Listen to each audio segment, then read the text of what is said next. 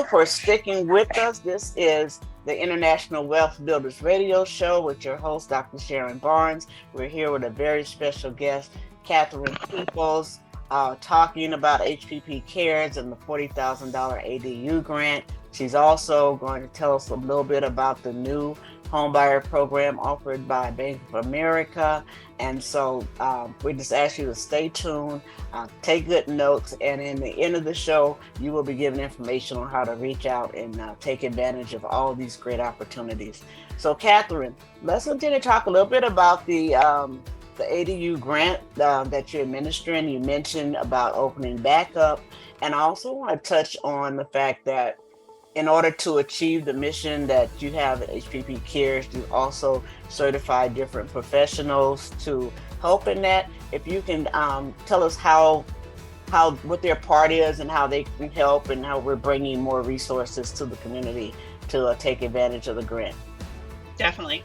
So I definitely want to clear up some misinformation, because a lot of people thought that we closed the portal because we depleted all the grants, we ran out of money. And it's not us that actually has the money. And when I say us, HPP Cares, so I definitely want to clear that up. The reason that we closed the portal is we had a tremendous amount of traction, and we had a lot of high net wealth individuals that were coming through the system and the process. And I am a nonprofit, a HUD housing counselor at heart before I'm anything. And I am an advocate and a proponent for communities of color and for the low income individual. That's where I really sit. Right. And so I started to see a pattern of more of individuals that were of high net wealth that really caused the true essence for the program for what it is supposed to be assisting getting lost in translations. So I felt we need to slow this down, and we need to now be get kind of our bottleneck together, our processes as we move forward, organized. But at the same token, we also need to see how we can make sure that we're really achieving some of the goals that the program was set out for, and that's to create generational wealth and opportunities for legacy. So with that said, we stopped the portal. During this period of the portal being paused, we are doing strategic outreach within the communities of African American and the Latino communities and the Pacific Islander communities, because we want to make sure that those communities are even aware of a program like this. And unfortunately, they were not aware. Okay, HPP Cares reach initially was very small. It's only the people who would come to this website. There are so many communities out there that need something like this, because how many of us really know an uncle or aunt that's living in an unpermitted unit in the backyard or in the garage? Okay. And so we said, you know what, let's reach out to the building and safety offices and find out where people have been noted as having unpermitted units, and then do a strategic effort to make sure we're outreaching to the right areas so that we really see not only, the high net wealth individuals have opportunity at it, but now we start to get into the middle and the low income who could really use this program. So we don't have a specific date for October of when we are going to release it, but we do have a link which will be provided down in the bottom links from this session today, where you can go in and register to receive notification as we start to build momentum for when we do open up the portal. Okay. We also recognize that our applications were in a level playing field. We have a lot of communities that speak numerous dialects. So as we begin to build the momentum for the portal being opened up, we also will provide the applications on our website in the various languaging, so that consumers can pull down that application, at least read it, and know what we're going to be looking for when we do open this system. We have brought down the number of questions that we're going to need you to have complete the day we open up the system. I will assure you that it will be opened on a weekend opposed to a weekday, because I'm a mom and I know I'm trying to drop off kids and all this other stuff in the morning and get to work. So how dare HPP Cares open up the portal on 9:00 on a Wednesday when I'm trying to drop these kids off at school. So we definitely want to make sure that it'll be either a Saturday and possibly even be a Sunday, maybe after church hours. But we'll be strategic in what we do when we do open that portal to give everyone at least a fair chance. We are looking at the fact that the website may crash, so we're looking at ways to make sure that we streamline things so we don't have a crash. To date, because everybody wants to know how many does she have available. Right now, I will tell you there's about 1,300 applications that could potentially be completed when we do open that portal.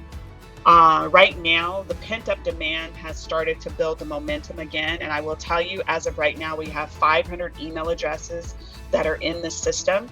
And we can take as many when we do make that notification, okay?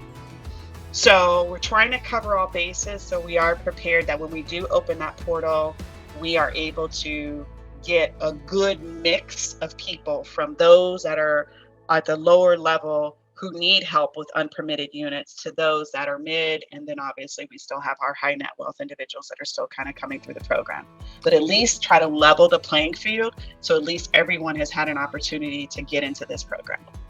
Really want to touch on what you mentioned about unpermitted units, because I know that the ADU legislation has in it that is supposed to address that. Some people have been reluctant because they said, am I going to get violated and have repercussions before I can fix it? Is it worth fixing?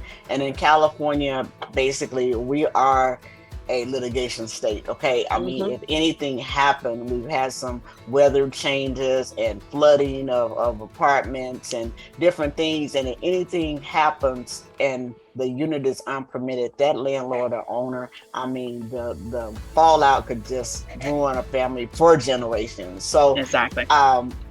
Speaking on getting those units permitted, so the $40,000 grant can also be utilized to bring an existing unpermitted living unit up to code and accessible as an accessory dwelling unit.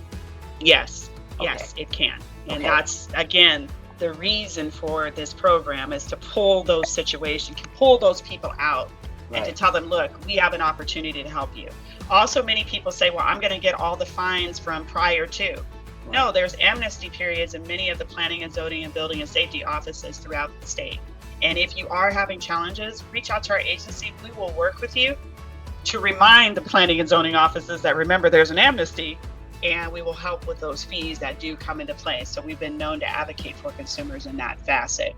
So please, I implore you, reach out to the agency, get yourself in position to participate in the program, and look for our outreach events, because they're going to be popping up strategically throughout some areas to make sure that we're meeting, like I alluded to earlier, the different demographics and income levels, to really say, hey, this is here, use this program to help you move it forward. That's fantastic. Is that where some of the certified professionals come in that partner with you? Okay. Yes, so our organization has, because we've recognized, the ADU train has taken off well advanced in a lot of some of the public arenas for the state of California. When I say that, the building and safety offices. And so we have been pushing to see if we could get a list from planning and zoning of architects and contractors who have been doing the work. And unfortunately, they wouldn't stand by that because of the state being so litigious. So HPP Cares has taken on the journey of putting together a preferred partner Rolodex, a vetted partners list of not only contractors, architects, A to Z companies, where you can say, hey, I want to do an ADU, and they take you all the way through with the proper project management, and then completion of your ADU, down to, you name it, financial partners. We've got it covered. Prefab companies. We have companies that are offering free plans, and those abilities. So we're putting that Rolodex together, and it's a good starting point. Now, we've done our due diligence. And so I definitely want to, first of all, set the proper precedent, because a lot of people think, oh, HPP Cares, this woman's about to be a gazillionaire because she's getting all kind of back ends on these real estate projects. And let me tell you, unfortunately, that's not the case. I may be a Tiguan driver forever, okay? So, and that's a Volkswagen. But neither here nor there. We have no secret agendas or no secret contracts with any of our preferred partners. In order to participate in our preferred partners Rolodex, you pay a one-time fee of $500. The $500, 250 goes to our website person so he can do his due diligence, and then the other side goes to an investigator who we have consulted with, who used to work for planning and zoning, to do the necessary research for us. They also have knowledge on checking other professionals. So we pay those two fees out. So HPP Cares doesn't collect anything. You say, well, she's really a true nonprofit. We are a true nonprofit. We want to be the resource. I want our agency to be the ADU resource for the entire state of California. I want it to be a safe place where people can come and get the education on how to design, finance, lease, and protect that we do multiple times throughout the month, free education. I want them to come and get the starting point of preferred partners that we've done our due diligence with. Even if it's just a starting point, exactly. We've got resources for you to pick up the phone and say, hi, this is the assistance I need. Can you help me? And then it's up to you to make the decision if you want to work with those individuals, but at least it's a starting point. Because if we didn't do it, I don't think it would ever present itself. And so I said, why not make that an additional resource besides the education, besides the grant? Now we've got the preferred partner list that you can lean on to start your ADU project, or to help you when you're in a hurdle, you got an issue. Because there's a lot of people that are at a roadblock. They chose a contractor and the contractor didn't pan out. Exactly. They chose an architect, the architect didn't pan out.